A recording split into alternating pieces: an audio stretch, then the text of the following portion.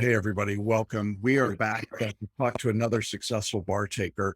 And today, T is with us. We're going to just call him T because that's easier than trying to pronounce his full name. But T has just passed the uniform bar exam. I imagine right now you must feel like you're on top of the world. Yes, it's a surreal one that I didn't expect so soon, but I'm glad that I actually took the exam in February of this year. Yeah. And we're going to talk about that. But for you, this journey has been a long time coming. I think if my notes said that you first took a bar exam, I think back in 2015. Is that That's correct. It's 2015, 2016, 17, and I skipped 18.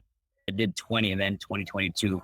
I didn't take it because of COVID. so? Tell our audience a little bit about your background and what this journey has been like for you. Yeah, so I'm originally from Zimbabwe, and I migrated over to the United States in 2000, in the year 2000.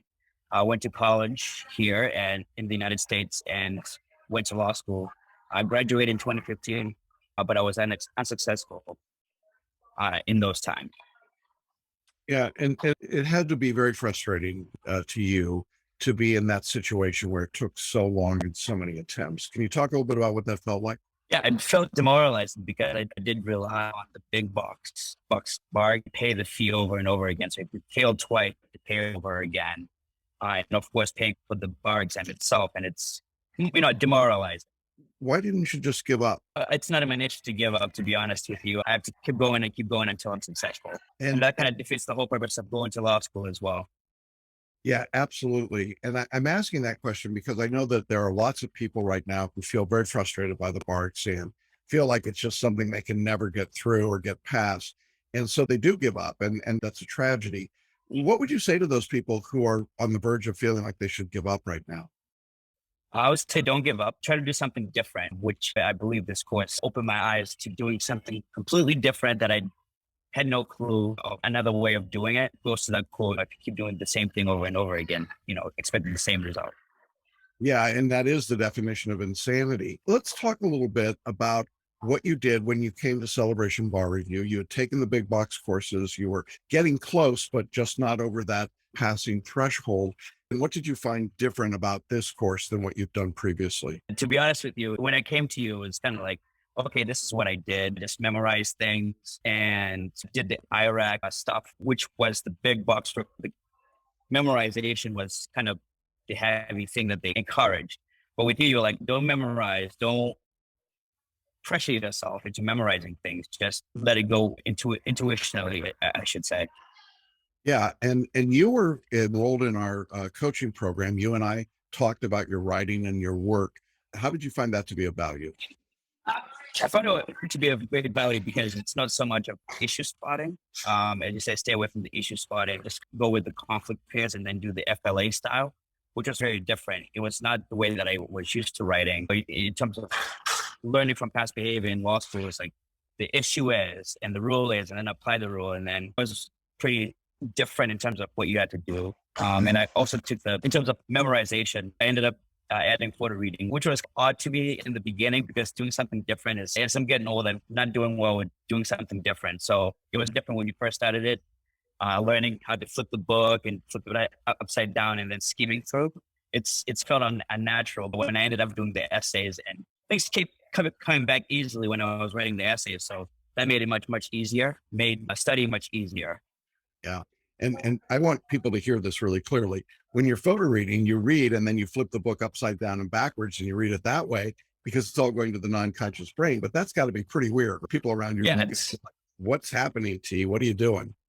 yeah. During the exam, I did the same thing. And the person who was sitting next to me, I felt them looking at me and I thought they were wondering, what the hell was I doing? But it worked because doing the FLA style and then using the fact pairing and scheming and reading quickly, and you tend to get through the questions much faster and writing down much faster than you would think. Yeah. And on the multi-state, when you use that along with selective intuition, were you able to finish all 100 questions in under 3 hours? I did. I breezed through them. I was the first one to get out of the exam, and I'm also one of those people now who's like, okay, I'm done. I'm not going back. I'm not going to change any answers. I'm just going to go. But this intuitive selection, in terms of using your intuition, that helped me out a lot because on the day of the MBE, I was on the first two sections. I was in and out. Yeah. And that's a very different experience, isn't it? Something that was just amazing because I came out of the MBE section with a lot of confidence that I did well. But on the essay portion, you never know what you didn't do. I want to talk about this idea because you had come reasonably close to passing the exam, but just couldn't get over the hump. And when you're that close, it feels like what you should do is just more of what you've been doing, but just do more of it and completely strip that down and go back and start all over again. That had to be frightening. It was frightening and frustrating at the same time because at some point you feel like we know something, but at the same time, putting it down on paper in terms of the essays is much more different and much more complicated because with FLA, I had to force myself into writing F, L, and then A, and then making sure that I remember to stick to that process. And so you have to do it over and over again to make sure that it sticks in your mind. And when you're in the exam, you know that you have the timing limitation. So if the FLA system makes you stick to that format and then you actually concluding into something rather than leaving it open-ended. Yeah. And I think that's really important to understand. And it takes some practice. And we had some sessions, we did video sessions, and we made sure you were on target and working that way. How did you feel going into the exam? You've had this prior experiences, you've been on a long journey. Now you've done something different. You've come to us. What was your sense of the test as you went in? As I went in, I was pretty confident in some of the subjects. I've got my comforts and my discomforts. So contracts was one of the major things I was not really good at. The score in my contracts in the exam went higher than expected. But in terms of the writing portion, which was the biggest one that I needed to improve, I did well after we went through. Yeah. And in February, you took the test in person rather than online. Was that a different experience? You sat out the COVID years, correct? I did. Yes, I did. In person, and you got a 2-day exam. When you left the test on Wednesday night, what did you feel like? Did you feel like, hey, I think I've got this, or were you still uncertain? I was still uncertain because on the essay day, I went into the exam and I wrote everything. I didn't skip a question. I made sure that if I didn't know the law, I just made the arguments that this side is going to argue, this side is going to go like this, and this is how I think it's going to come out. So at least I would have some points, and it worked because my scores were pretty consistent. So if I didn't know the law, I was going to skip the question and then go to the next section and then come back. That kind of gave me much more confidence because I had something to write down in which the parties' arguments. So that kind of gave me the confidence to keep on going. And I think helped me out a lot is from the very beginning of the course, when we did the practice questions, it said, time yourself, make sure you do this question within the time. It gave me the confidence that I needed to at least say, all right, I tackled this question and I went to the next one. I didn't miss anything. At least I wrote down something with a conclusion. It gave me the confidence of just keep on going. Yeah, that's terrific. When you were preparing for the exam, were you working as well or just studying? I was just studying. So you told me to do 3 hours during the morning as just study. You do the morning section and then do the afternoon section 3 hours. So I did 3 and 3 every day of the week. And then I put in a little bit more time on this. So you were treating this like a job. You were coming to work and you were working every day. And I know you were very disciplined in doing that work all the time and getting at it. How many weeks of study did you put in? I started in late October of studying for the February exam. Okay. So you had November, December, January, and then in February, and you were studying 5 days a week. I think people sometimes are surprised, but in your situation, it makes sense to spend the time and get the repetition and start learning these skills. Did you use mind maps at all when you were photo reading?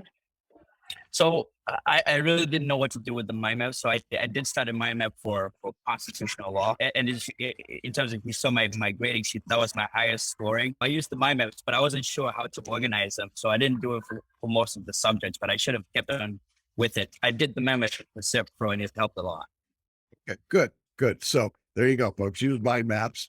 And photo read, right? How many times would you say you photo read an outline? So every time that you listen to the lecture and then you do the photo reading of the outline, I only did it so much because I mainly concentrated on the MBE more. The photo reading was very instrumental in saying, okay, what's the goal that I'm trying to achieve when I'm reading this, which would put you in that mindset of what am I trying to answer and what the end is going to be. Yeah. Would you recommend photo reading to photo? I would, because it does cut down your reading time and the way that the activation and everything like that. It works. I can't explain it, but it just works.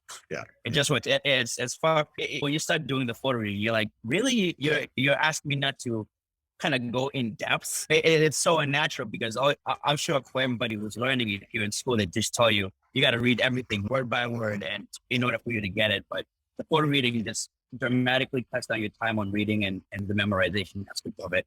You don't know that you have it until you just look at something. You go, oh, it's coming to me naturally. Yeah, that's awesome. Let's talk for just a minute about when you got your results. The UBE is an interesting situation because no matter where you sit, your score is portable. It can be used other jurisdictions, and you get a number and you're like, I don't know, what does that mean? So you got your number and you weren't quite sure if that meant you passed or failed. I'm such in a gray area because the score of the jurisdiction that I'm sitting is different from any other sport. So I'm like, can I call myself a lawyer now since I've got a passing score, but my jurisdiction score is different. I went through that. And then I emailed you and I was like, okay, what does that mean? And you're like, take the way. And I'm like, oh, Yeah, you're actually eligible for several jurisdictions to apply your score. So are you in that process now of figuring out where you want to get licensed?